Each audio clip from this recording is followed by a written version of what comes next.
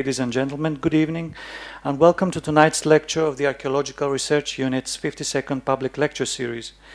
We are honored that members of the diplomatic staff of the Serbian Embassy are amongst us tonight to attend what appears to be a stimulating lecture on Belgrade in Ottoman times, a public talk delivered by Jelena Živković, Dr. Jelena Živković, postdoctoral fellow at the Cyprus Institute. We hope to see more of you at our premises in the near future. Our guest speaker graduated in archaeology from Belgrade University in 2010. She continued the following year with an MA in archaeology at Belgrade University and with a second MA program in the archaeology of the Islamic world at University College London, graduating in 2014. Dr. Živković obtained her PhD in Islamic archaeology from University College London a few months ago in 2019.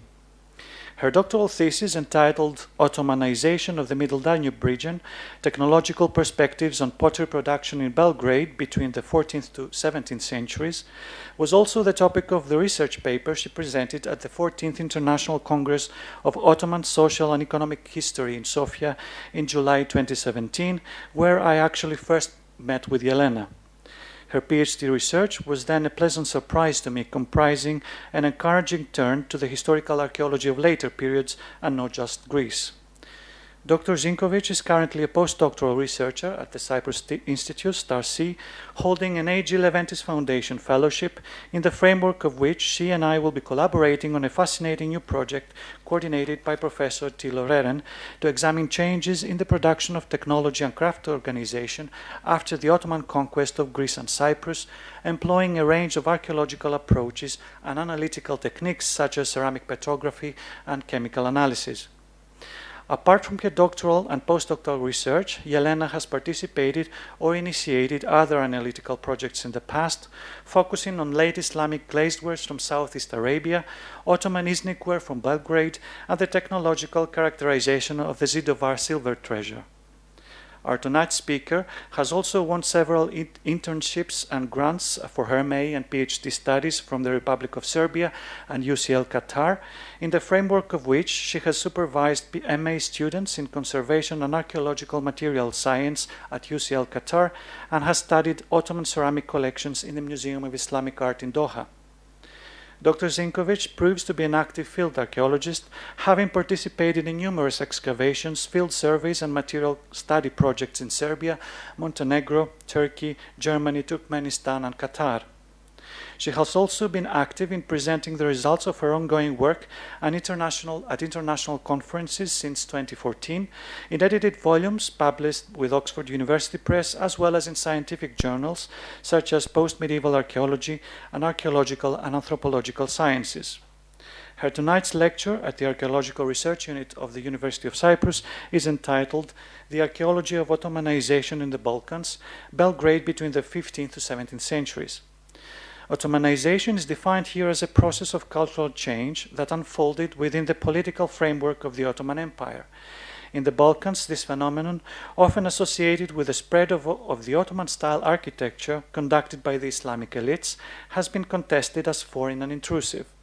Jelena's lecture will illustrate how the archaeological study of Ottomanization can identify and measure the impact of the Ottoman conquest on the long-term development of technological traditions of pottery making in Belgrade.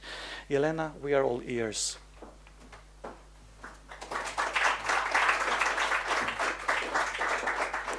Thank you very much for introducing me. Good evening, ladies and gentlemen. May I say that I'm thrilled to be here tonight. It is a great honor to participate in this excellent community of archaeologists in Cyprus. And although tonight's lecture is not about Cypriot archaeology, the question of Ottomanization is relevant not only for the Balkans, but for the Eastern Mediterranean as well. In both regions, studying the Ottomans and their legacy can be challenging and sometimes even dangerous. Because of this interconnection between the present-day political issues and the past. In this lecture, I will present the results of my PhD research conducted on medieval and post-medieval ceramics from Belgrade. that aim to contribute to the development of an archaeological approach to Ottomanization in the Balkans. Similar to other Ization cultural phenomena such as Minoanization, Hellenization, or Romanization, Ottomanization describes the transmission of culture and human mobility on long distances. This process of cultural change was shaped through the interaction of various social community subjected to the regulations of the Ottoman Empire. Although this was a long-lasting process, it is particularly interesting to examine initial contacts between the Ottoman state and the local communities in the Balkans, and I will focus on this aspect in tonight's lecture. As you know, the Ottoman Empire was one of the largest early modern empires that at the peak in the 16th century stretched between Arabian deserts, North African coast, and Central Europe. It influenced the connectivity of various cultures included in this vast network. The Balkan Peninsula was conquered gradually between the middle of the 14th and the middle of the 16th century. And the region had a very central position in the Ottoman Empire. In today's lecture, I will focus on northern edges of the Ottoman Empire and the Balkans, on the Middle Danube region that was conquered at the beginning of the 16th century, and it had a slightly different path of cultural change compared to the southern Balkan region, such as Thrace. I think this is an important fact to be emphasized. The term Ottomanization was coined in Ottoman historiography and art history to depict the spread of the so-called Ottoman way. This term really means the agency of the Ottoman elites, who were often military leaders who conquered new provinces in the name of Sultan. They were Muslims and they had insight into the political decisions made in the capital. In newly conquered provinces, they worked to transform existing urban fabrics by imposing the new architecture. In the Balkans, that was not part of the Islamic world before the Ottoman conquest. The imposition of new architecture created a big transformation and introduced a new phase of urbanization. Mosques became new urban landmarks, and although they were not as monumental as those built in the imperial cities of Bursa, Edirne, or Istanbul, they followed a well-established model of a T-shaped domed mosque with a pencil minaret.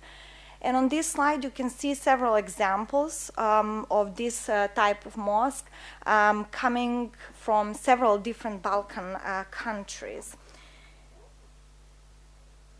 However, the Ottomans took a pragmatic approach in the Balkans, and they focused on the construction of utilitarian buildings more than mosques. We have a lot of evidence about caravanserais, hammams, public kitchens, fountains, and in the context of the Balkans, bridges especially. The main problem of the architectural interpretation of Ottomanization is its colonial narrative that stresses the top-down influence of the Ottoman elites on the local population that appears as a passive receiver of these new cultural elements. And mechanisms of change often remain very vague. We don't understand how models designed in Istanbul were materialized in provinces, and we don't see the involvement of the local population in this narrative. This divergence between the Ottoman Muslim elites and the local population that predominantly remained Christian in the Balkans has often been misused in the Balkan nationalistic historiographies to support the thesis of the Turkish yoke. And the Ottomans and Islam were often depicted as culturally backward and foreign compared to the local medieval culture. The local population in this narrative appears immune to Islamic influences, and they treasured their own culture that became the dominant after the national uprisings in the 19th century. This is not just some academic discourse, but a very powerful narrative that has been influencing almost all aspects of life in the Balkans ever since the 19th century, especially education and cultural heritage politics. For example, a survey conducted a few years ago in Serbian primary and high schools showed that students see the Ottoman period as a long-lasting Turkish yoke, while Turks are described as the arch-enemy of the Serbian nation. Of course, universities' curricula exclude the study of the material culture of the Ottoman period, creating difficulties for archaeologists to identify and study material remains at archaeological sites. If the Islamic architecture and material culture in general is not part of our culture, then it does not deserve preservation or protection. I will cite here Professor Michael Keel, who said that in some Balkan countries it is easier to blow a mosque up than to restore one. And he also mentioned that in 1990, that out of 165 madrasas or Islamic schools mentioned in the Ottoman official documents for the Balkans, only 6 or 7 were standing at that moment. In other words, in some Balkan countries, the scale of the destruction was so large throughout the 19th and the 20th centuries that standing monuments are not informative for the process of Ottomanization or other topics whatsoever. Luckily, we have archaeology that has the possibility to bring forth the material remains of the Ottoman period. Ottomanization is an important archaeological question because it actually refers to the shared cultural experience of the living Balkan communities. In a sea of political differences, we all see similarities in the folklore, in the music, language, cuisine, that we recognize as something that is our. All of these developed throughout the long-lasting period of the Ottoman Empire. Thus, I believe that archaeology can bring a different perspective to this important question, but it is of a crucial importance to develop adequate methodological and theoretical frameworks that will allow us a proper discussion on this topic. I will give my view on this topic in the following part of the presentation. Belgrade was a good starting point for this research because, as I mentioned earlier, the city has only 2 standing, well, I don't know if I mentioned it, but Belgrade has only 2 standing monuments today, and based on them you would never say that this was an Islamic town with over 50 mosques. But the city has a well-contextualized and documented archaeological pottery that I will talk about tonight. But first, I would like to give a brief introduction into the history of Belgrade. Belgrade was the key urban center of the Hungarian Empire, Hungarian kingdom in the 14th and the 15th centuries. It was a very important stronghold for them on the southern Danubian border, set against the Ottomans. The Ottomans conquered the city in 1521 after a long warfare on the frontier and following several sieges that had a devastating effect on the town and its economy. Following the conquest, the Ottomans conducted a resettlement of the local population, and the first tax register, which was written in 1528, 7 years after the conquest, shows a depopulated town. Only several Christian households remained in the extramuros part of the town, and we see the first Muslim settlers in the fortress. However, over the course of next several decades, there was a population increase in the city, especially a Muslim population. By 50-60, Muslims became the dominant section of the population. They constituted around 70% of the town's population. Next to them, we have Christians, Gypsies, and Jews living in the town. This is a map of the Ottoman Belgrade in the 16th and the 17th century, and so far archaeological excavations covered parts of the fortress and parts of the extra-mural part of the town.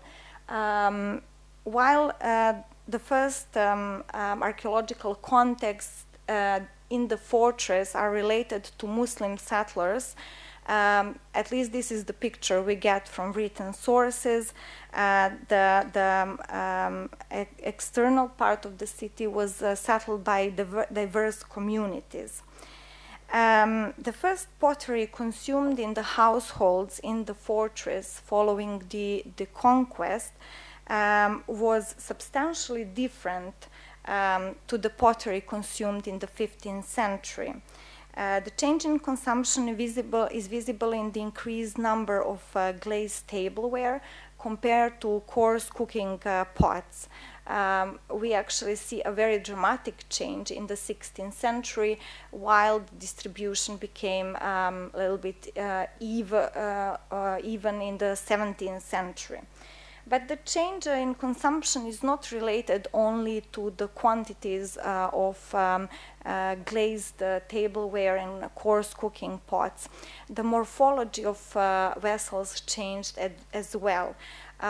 These large plain cooking pots of the 15th century of phase 1 were replaced by monochrome glazed, sgraffito, slipped glaze wares commonly found at archaeological sites across the region.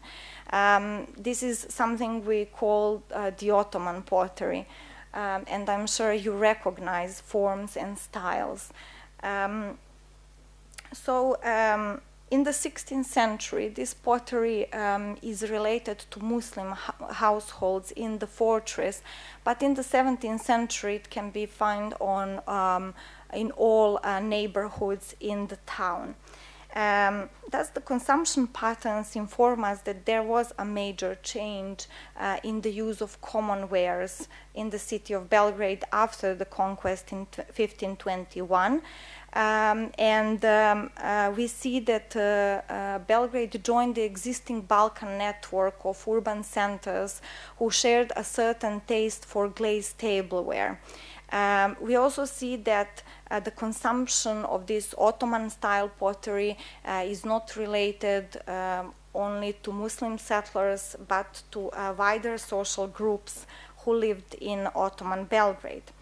However, production remains have never been documented in the archaeological record in Belgrade, and it remains unclear whether this pottery was produced in the town or it was imported. And if it was locally produced, what happened to the 15th century production? Why we see no traces of it in the 16th century?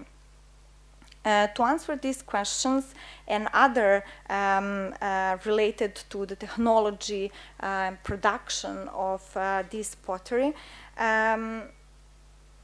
I used methods of material science in this research. In total, around 270 samples were collected from the both intra and extramuros part of the Belgrade town, and they were analyzed with ceramic petrography, which is a method that allows us the reconstruction of several production sequences, such as the procurement of raw materials, paste preparation, firing methods, as well as the provenance determination. In addition to ceramic petrography, subsamples were selected for the chemical analysis. Waveland dispersive XRF was used for the chemical characterization of ceramics, while scanning electron microscopy was used for the analysis of slips and glazes. All analyses were run in archaeological laboratories of UCL Qatar and the Fitch Lab of the British School at Athens. The production technology shows that there was indeed a major break after the Ottoman conquest in 1521. While phase one, the 15th century phase in Belgrade, it's characterized by a plurality of fabrics, as you can see on this slide. However, out of 6 fabrics, only 2 were locally made, while others were either imported or they have an unknown provenance.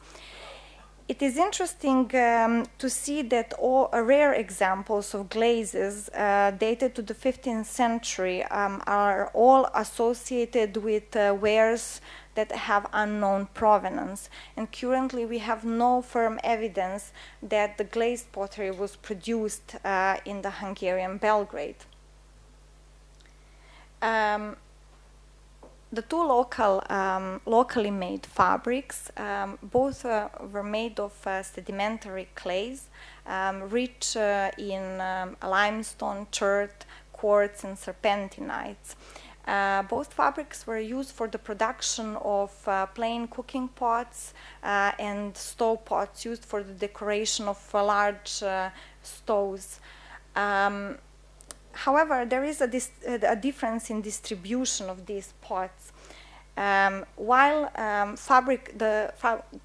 cooking pots of fabric 1 were found only in the fortress, cooking pots of fabric 2 were found out of the city walls only.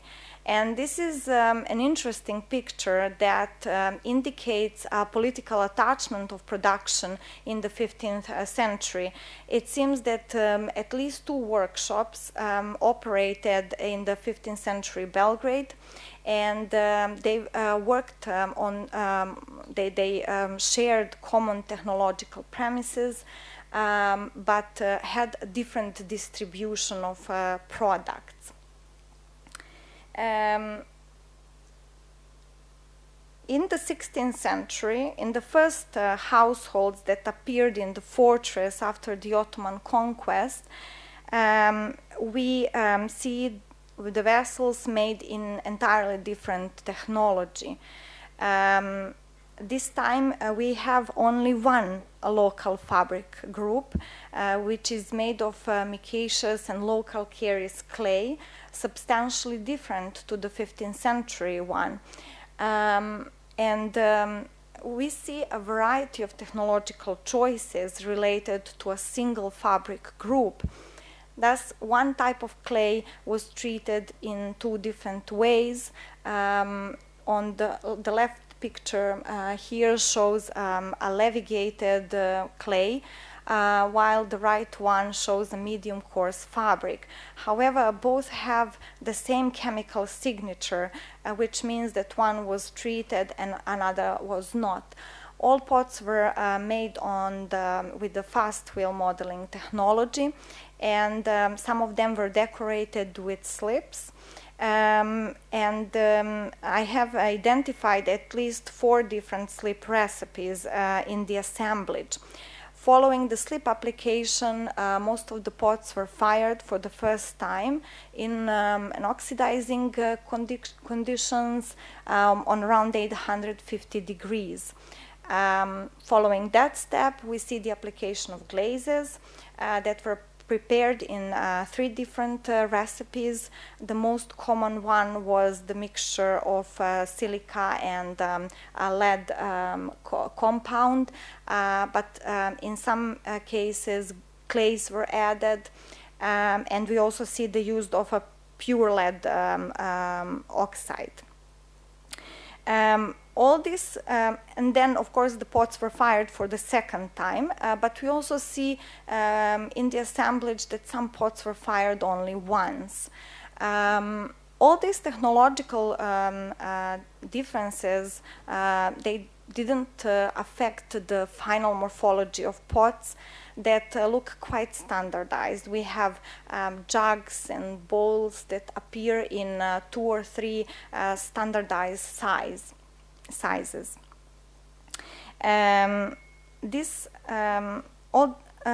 this suggests that once this workshop was established in Ottoman Belgrade in the 16th century, it continued producing the pottery for the local market until the end of the 17th century. The pottery made in this workshop was equally distributed in the town. We don't see the difference present in the 15th century. In addition to this dominant production, we see the emergence of 2 new fabrics in the 17th century. It is unclear whether they were made locally because we don't, based on the current evidence, we cannot say something like that. In the upper part of the slide, you see a very fine levigated fabric used for the production of only one type of pots, which is this gray polished jug. It is a rare type of Ottoman tableware that was not glazed. It was made of a pure clay, fired in a reducing atmosphere on high temperatures, above 900 degrees Celsius. In the the chemical analysis showed the existence of several different clusters, which indicated the existence of multiply production centers in this case. In the lower part of the slide, you see a coarse cooking pot and a baking pan, both made in a very coarse fabric with added calcite. This technology of calcite tempering combined with a hand-turning wheel is an old one in the Balkans. It appears at medieval sites, but in Belgrade it appeared for the first time in the 17th century context. And it is interesting to say that these pots have a sign of the cross in the circle on the exterior side of the base. However, these pots were found in a Muslim household, and this combination of a Christian religious symbol with a Muslim consumption context is peculiar in this case. At the first instance, it seems that the potters of the 15th century vanished from the city just to be replaced with new ones who carried out the 16th and the 17th century production. And indeed, we see the introduction of new technological skills and knowledge in Ottoman Belgrade. We see the introduction of the exploitation of new clay sources, different types of paste preparation, double firing technology, the application of slips and glazes made in different recipes. It is not convincing to claim that all these technological innovations appeared or just were adopted by the local community of potters in Belgrade in response to the change of the consumption in the fortress.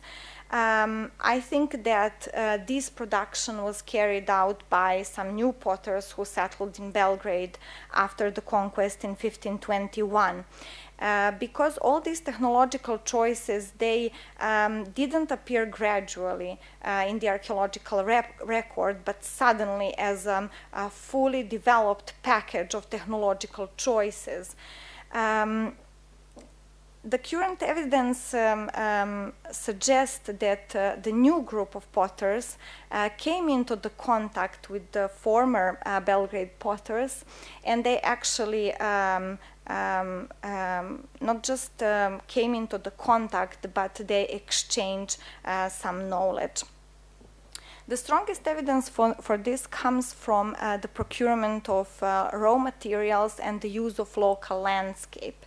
All clays that I mentioned in today's lecture, exploited throughout the 3 centuries, they come from a narrow zone located around the Avala mountain, which is located some 15 kilometers to the south from the Belgrade town. This is not an easy distance, and it was not an easy distance in the past either. However, we see the persistent use of these sources. If a new group of potters who came to Belgrade after the conquest were just newcomers without any contact with the local population, they would probably experiment for a while with locally available resources, and we would see signs of these experiments in the archaeological record.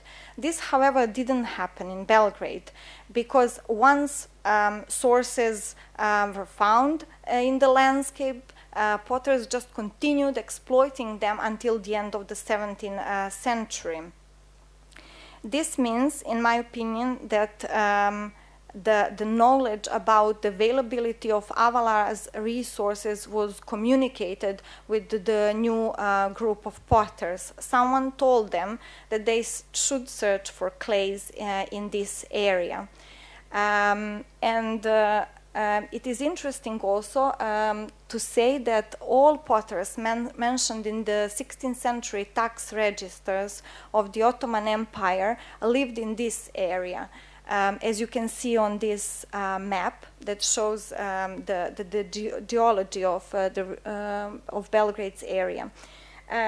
So we see the distribution of potters mostly around Avala and Kosmaj mountains.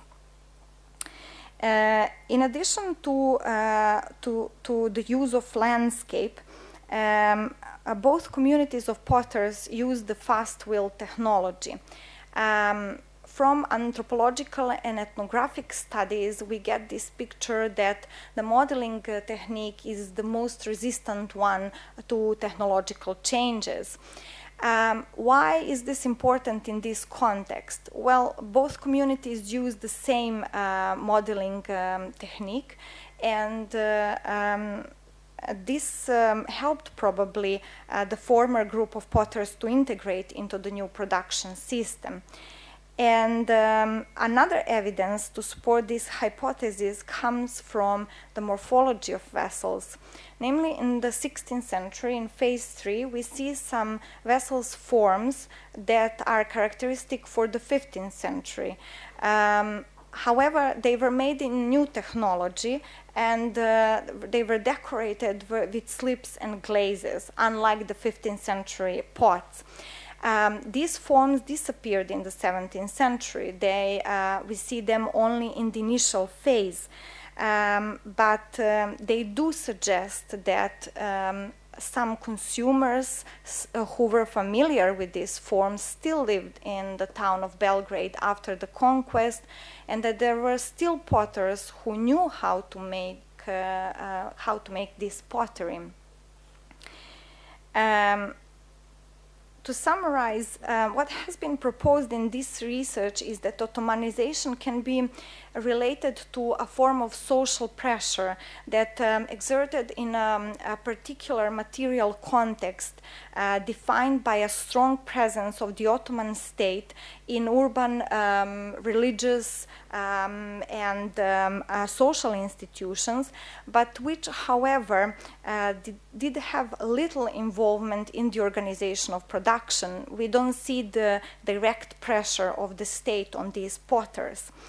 And it is also defined by the arrival of new settlers who replaced large sections of the former Belgrade's population, but not all of it.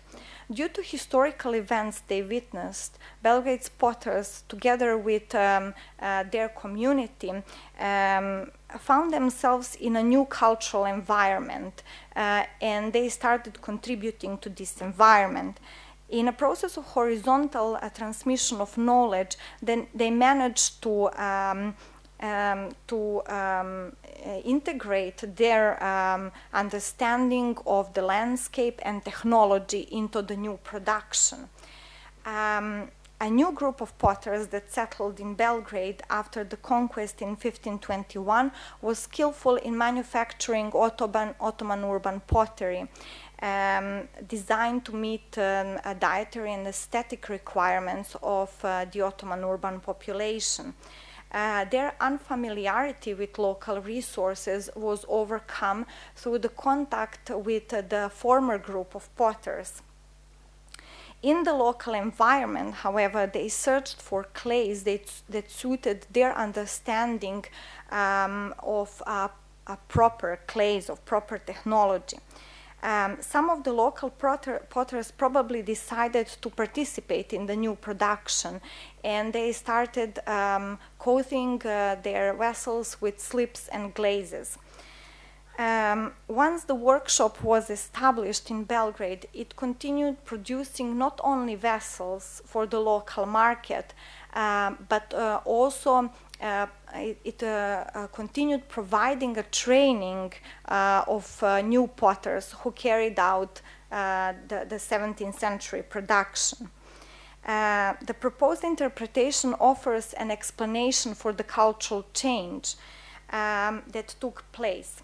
Ottomanization was not a predefined cultural package delivered simply to Belgrade and the Balkans, but it was a process that unfolded within the local circumstances and with the involvement of the local community.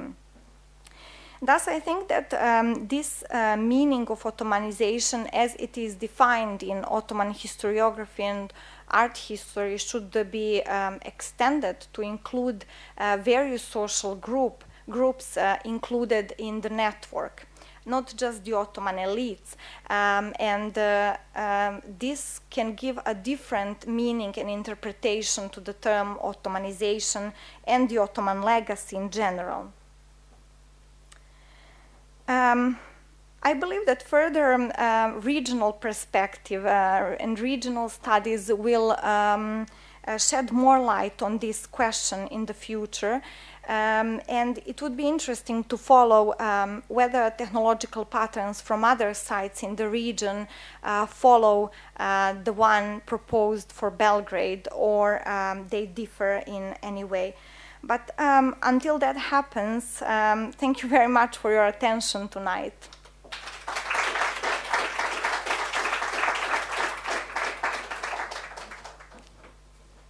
Thank you very much, Jelena. That was a very nice illustrative analysis of your PhD work, which I'm sure forms the basis for future explorations of technology, pottery technology especially. Yeah, I totally understand your point. What you described at the beginning of your lecture tonight. I think it's very straightforward. As soon as people realize that the Ottoman Empire is just one empire, like every other empire in the past, like the Roman or the Byzantine, then any kind of prejudice is put aside, and we are looking into, you were looking into your hometown's local reaction to Ottoman presence in terms of military, of political authority.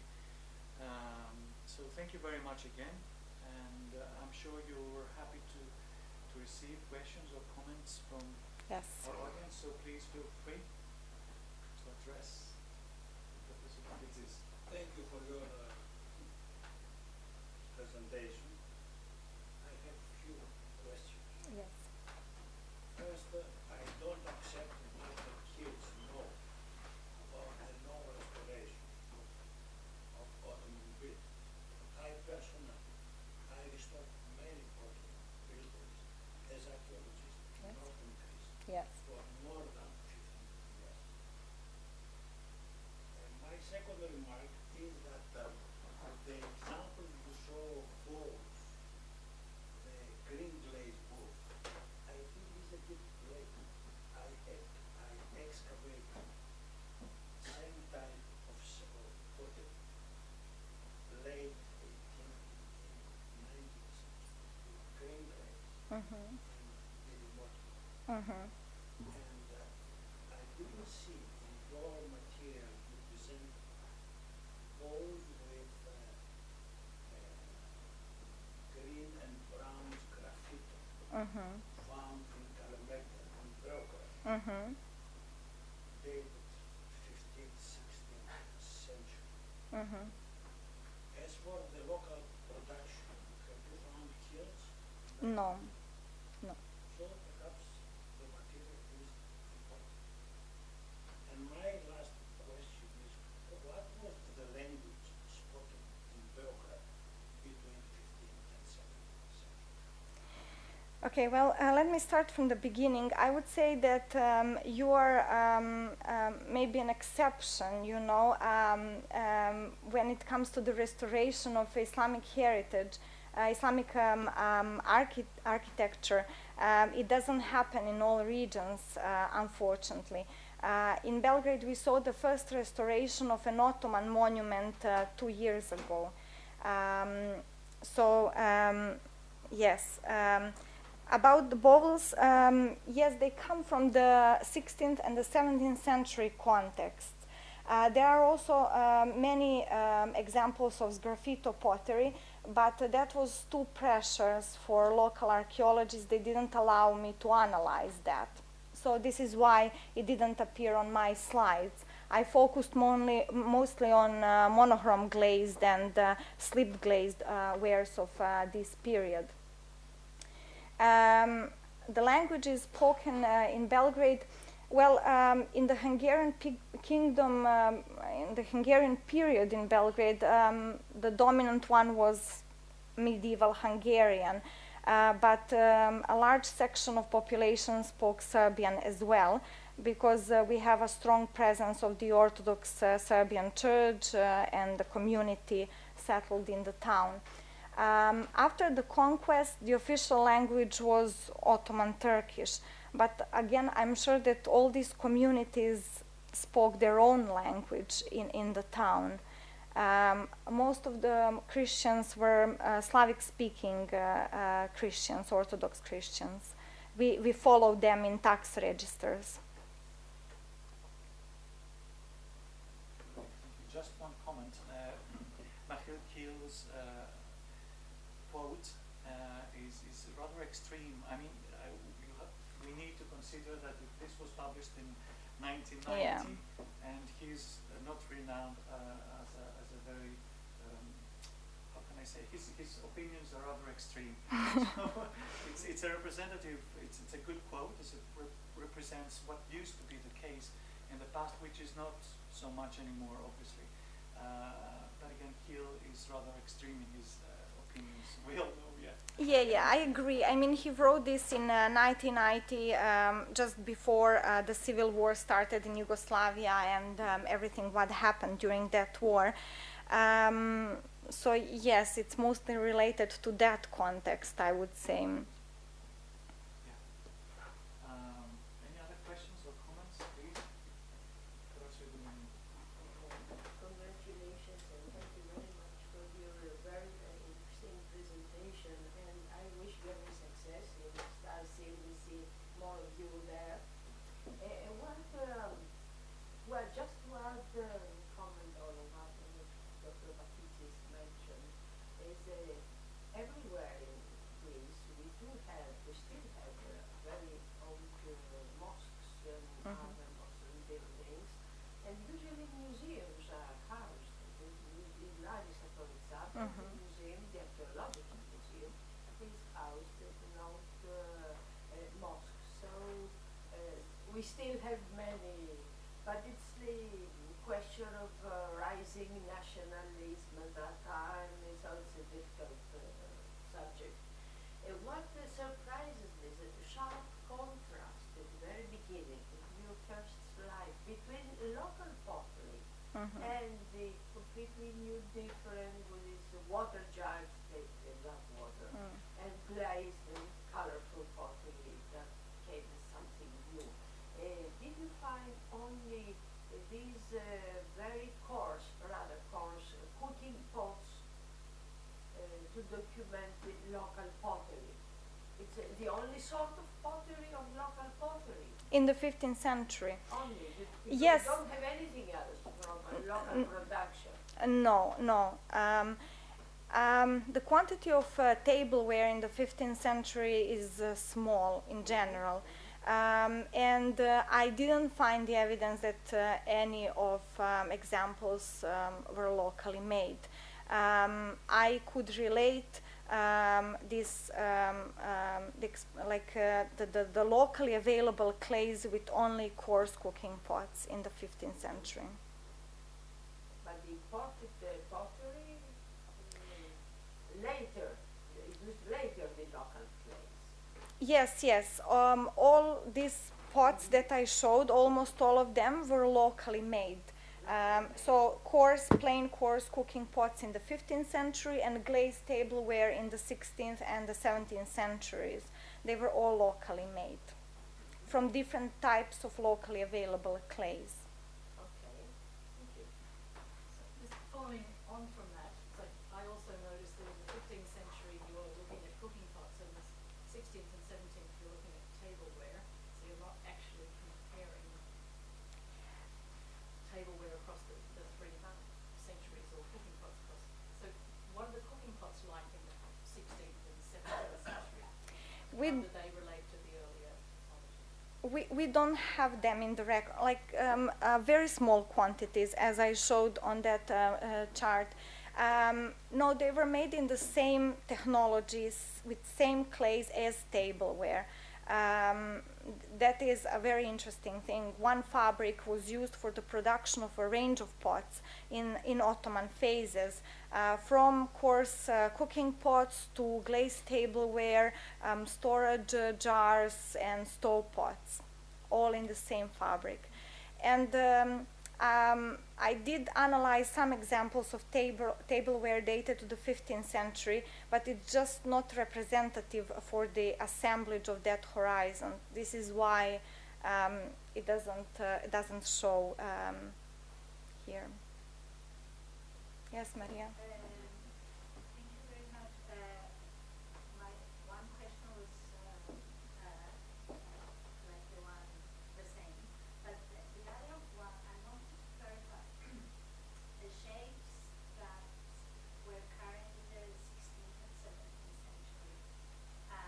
You mentioned that they were also common elsewhere in the Ottoman Empire. So, in terms of thinking about Ottomanization and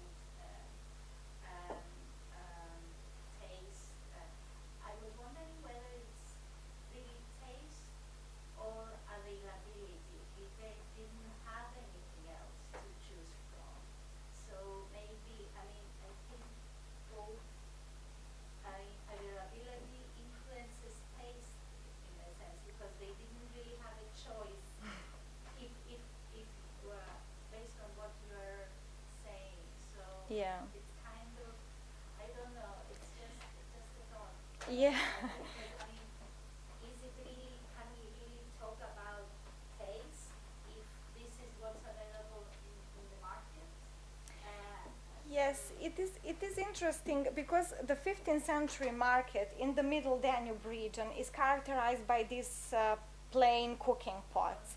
We find them at different sites in the region. And then suddenly, with the arrivals of the Ottomans, we see new pottery coming in, these glazed forms. I don't know if they didn't have a choice, because there was a different choice in the previous period, but they didn't continue using these pots and producing these pots. They opted for something else. Well, but based on what you said, large part of the Yes. market changed. Yes. So we are not talking about the same people changing their taste. We have new technology, but first to begin with, we also have a new market. Yes. So, and again, based on my understanding of what you said, these are, to begin with, the dominant. Yes. So they do have, it was made apparent from your talk, major impact Yes. on what is happening. So they dominate, you know, Yeah. and then the local potters, in order to survive, Yes. it's economics, in order to survive, they have to adjust, and then the rest of the market also has to Adjust. adjust. So Yeah. it's kind of, you know, it would be interesting to see how this plays out in other aspects of production. I mean, you know, metalware, for example, or you know, textiles. I don't know the local economy, not just the monumental aspect, but other aspects of wood carving. It would be very interesting to see how it all comes together. Yes. Yes, actually, you're very right, because in the Balkans, the production of precious metals was extremely important in medieval times and in the Ottoman Empire. And we do have metal pots in Belgrade. I would love to see what's going on with the metal production, because it was much more important for the economy than the production of pottery. So yes, I would love someone, you know, like to start studying metals. But I just, if I may add one more comment related to your comment. Yes, we see that in Belgrade, that we see we follow literally in written sources the arrival of new people and the population change, and we see the consumption change as the result of it. I would say that it would be interesting to see other sites that didn't experience such a large population change, what happened there. Yeah.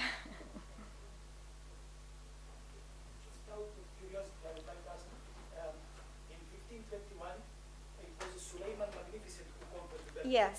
Okay, so he had Janičars with them. Yes. So some of the Janičars were of the Bosnian Serb origin, like Sokolu Mehmed Pasha, let's say, or Lala Mustafa Pasha, isn't it? Yes, So yes. what I wanted to ask is the influence of those people, not those on the big places, but the influence of the, let's say, those workers in the, let's say, engineers, like Mimar Sinan, who was following the army in those days and building bridges. Is it possible that those influences are not, we called it Ottomanization, but we could say Bosniazation as well, that they are coming from the Bosnia. There are people here as well from Bosnia. What do you, no, I'm just asking, just out of curiosity. And another thing, sorry, in Borčo in Belgrade, Yes. are there any excavations going on? Yes. The pottery that I presented from the extramuros part of the town comes from Dorchol's excavations. Yes, rescue excavations from that area. I didn't think that anyone was familiar in the audience with Belgrade's neighborhood, so. All these four Yes. Yes, about the Janissaries and influence of the Balkan Islamized population. Prior to their appearance in Belgrade, they were Islamized, let's say. They were taken in the Virshme in Istanbul, and they went through an identity change, let's say.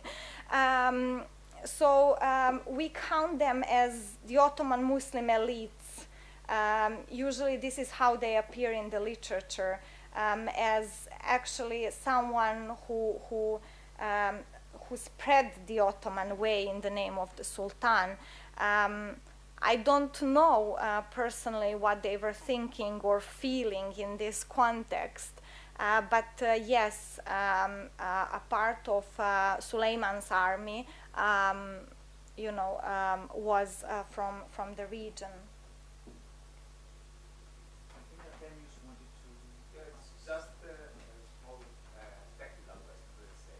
Did you have the chance to analyze some local plays from the great region, just to compare it with your thoughts?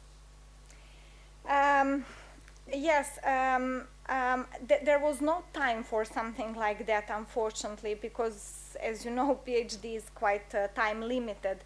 But I did go out just to see how the landscape looks like. And it is so heavily urbanized now that it is difficult in a way to find clay sources.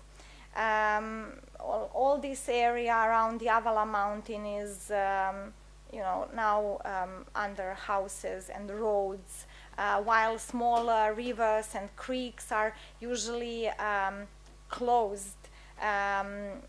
So you don't have really the access to river banks in this part. It is challenging, I think, to collect clays, but it is possible. I hope to do something like that in the future.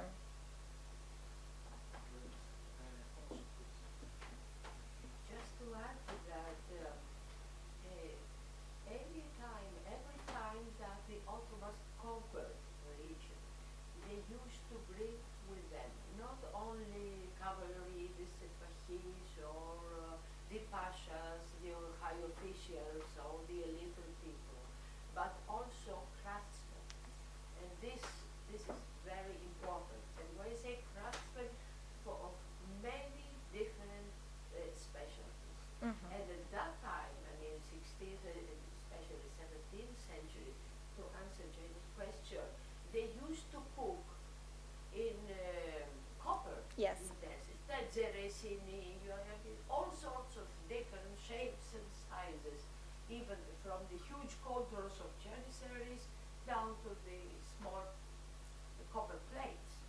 So maybe you find what you found is the very special tableware, glazed pottery, water jugs, but the cooking pots were made of different materials. I totally agree with you. I think that we don't see cooking pots in the 16th century because they were made of metals. In Ottoman tax registers, actually, we see a group of metal pots makers, how the term is translated, yes, in Belgrade. Just a comment to add on to what Maria Parani, the issue that Maria Parani addressed. You know better, but the shapes that you showed us from the 17th century, especially the jugs, Diedrich type, with straight or curved spout. The shape really looks like imitating metalware. I mean, if you look at the example of Greece, especially in the 17th and even more in the 18th century, there's a big metalware industry which develops especially in western and northern Greece. I think, I don't know, correct me if I'm wrong, but considering that the Quran does not allow people, it's considered a sin to use precious metals at the table. Even in the Ottoman palace, the Sultan would have used mostly good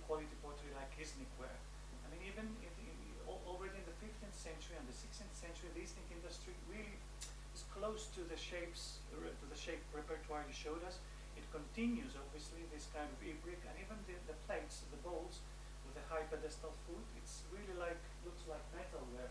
So it's maybe it's an alternative for this Muslim population, most possibly, but even for other groups as well, to use this kind of good quality pottery because it's not as precious as metal, yet it looks precious because it's shiny and colorful and all that.